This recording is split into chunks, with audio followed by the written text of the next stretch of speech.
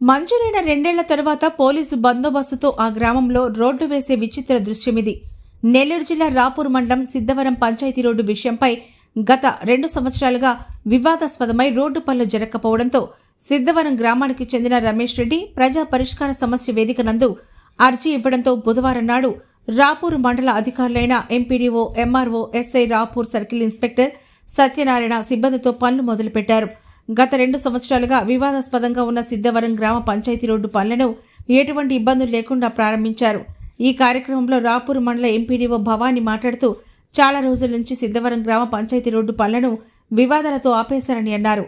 DSP ఆదేశాలతో SI police సిబ్బందితో road పనులను ప్రారంభించామని తెలిపారు.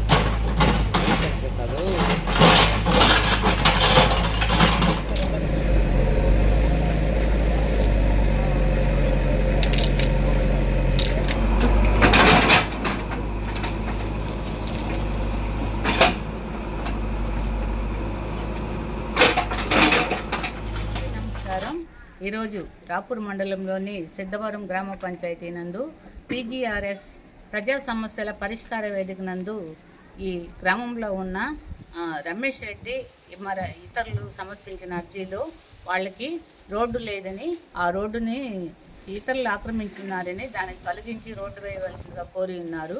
గత 2 సంవత్సరం నుంచి ఎన్నో ఇబ్బందులు పడి ఎన్నోసార్లు మేము తొలగించడం జరిగింది.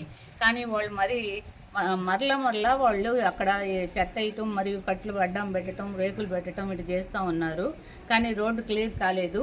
ఈరోజు మన